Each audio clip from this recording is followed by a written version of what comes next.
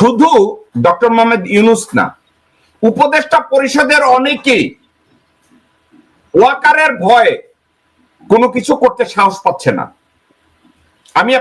আমি যদি ঠান্ডা মাথায় একটা কথা বলি, আমি এর আগে একদিন বলেছিলাম, আপনিও ছিলেন বোধহয়, আমি বলছিলাম যে প্রতিদিন ইন্টেলিজেন্স ব্রিফিং ডক্টর ইউনূসকে দেওয়া হয় না। DGFI briefing, CID briefing, NSI briefing, পুলিশের ব্রিফিং ডক্টর মোহাম্মদ ইউনূসকে দেওয়া হয় নাই, ব্রিফিংটা নেয় জেনারেল ওয়াকার। আমি যদি ঠান্ডা মাথায় বলি, এই মদনের বাচ্চা মদনের কি অথরিটি আছে বাংলাদেশে? বেসড অন এমবিএমএল ওটাকে কি বলে, এমবিএমএল এর সেকশন অনুযায়ী জেনারেল ওয়াকারের কনস্টিটিউশনাল পাওয়ার নাই, স্ট্যাচু নাই ব্রিফিং নেওয়ার, অথচ ডক্টর মোহাম্মদ ইউনূসকে এই ব্রিফিংটা দেওয়া হয় না। তো এই ব্রিফিংটা যদি ডক্টর মোহাম্মদ ইউনূসকে দেওয়া না হয় এবং স্বরাষ্ট্র মন্ত্রণালয় যদি এটার সাথে ইনঅ্যাক্ট না থাকে, আপনার কেন মনে হয় স্বরাষ্ট্র মন্ত্রণালয় এফেক্টিভলি তার দায়িত্ব পালন করতে পারবে? তো তাইলে এটা কি মনে হচ্ছে যে জেনারেল ওয়াকার পিছন থেকে প্রত্যেকটা উপদেষ্টাকে ব্ল্যাকমেইল করছে, প্রত্যেকটা উপদেষ্টার মাথার উপরে ছড়ি ঘুরাচ্ছে, প্রত্যেকটা উপদেষ্টার কর্মতৎপরতাকে স্টপ করে দিচ্ছে? আপনার তাই মনে হয় না অ্যাডভোকেট মামুন? 100% আপনি যেটা বলছেন আমার তো তাই মনে হয়। তার সাথে যারা আছেন, মনে করেন লেফটেন্যান্ট হাফিজ আর জেনারেল ফেরদৌস, এরা কি করছে? এরা রিপ্রেজেন্ট করছে, এরা জেনারেল ওয়াকারকে রিপ্রেজেন্ট করছে এবং ওয়াকারই এদেরকে ওখানে বসিয়েছে। এখন আমাদের প্রশ্নটা হলো যে দেখুন, আমরা মনে করছি যে মানে র দুইটা স্টেপ সে পিছাইছে, হ্যাঁ, কিন্তু স্টুডেন্টের প্রত্যাহার হয় নাই।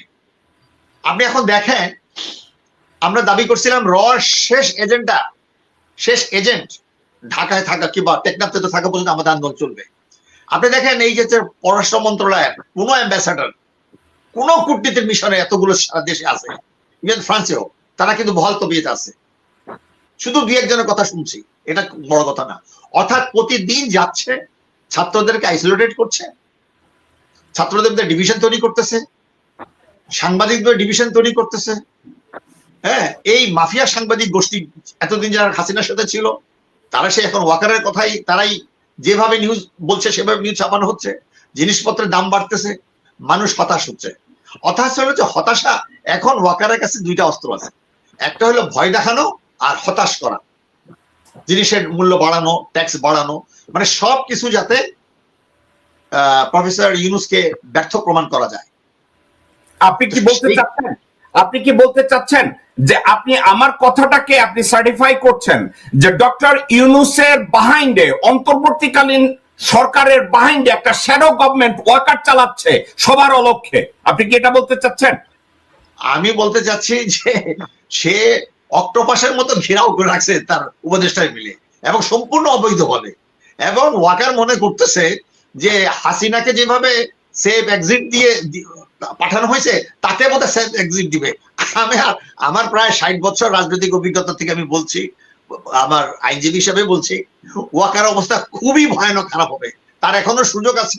ওয়াকার যদি আমার এই কথা শুনে থাকেন, আমি তাকে বলতে চাচ্ছি যে আপনি হিরোইটিক রোল প্লে করতে পারেন, সাহসী রোল প্লে করতে পারেন, রাত্রে শোয়ার আগে আপনি চিন্তা করবেন, আপনার স্ত্রী কথা শোনার দরকার নাই। আপনার অবস্থা হাসিনার চেয়েও ভয়াবহ হবে, আপনি পালাতে পারবেন না। আপনি দেখেছেন বর্ডারে গতকাল দেখেছেন, পরশু দেখেছেন, যেখানে বিএসএফ এর পাশাপাশি সাধারণ জনগণ সিগারেট ফুঁকতেছে আর একটা খন্তি নিয়ে যুদ্ধ করার জন্য বিএসএফ মোকাবিলার জন্য দাঁড়িয়ে গেছে। এটাই হলো দেশপ্রেম। আজকে 20-22 কোটি জনগণ এক। কাজে ওয়াকারকে যারাই এই কুবুদ্ধি দিচ্ছে, ওয়াকারের উচিত, ওয়াকার 3 তারিখে আমার যে ইনফরমেশন, সেই ওয়াকার যদি সিদ্ধান্ত না নিত, সে নিজেও বাঁচত না, হাসিনাকে বাঁচার প্রশ্নই ওঠে না। তো কাজে আমার মনে হয় যে সেই সোলজার এবং সেই জুনিয়র অফিসাররা তারা সজাগ, তাদের প্রতি আহ্বান জানাবো যে ওয়াকার সরাসরি পলিটিশিয়ানদের মিটিং করতেছে, আমরাও ক্যান্টনমেন্টে যে মিটিং করতে চাই। আপনারা মুক্তিযুদ্ধের সেনাবাহিনী, দেশপ্রেমী সেনাবাহিনী, আপনাদের সাথে জনগণ আছে, আপনারা কোনো অন্যায়ের কথা শুনবেন না।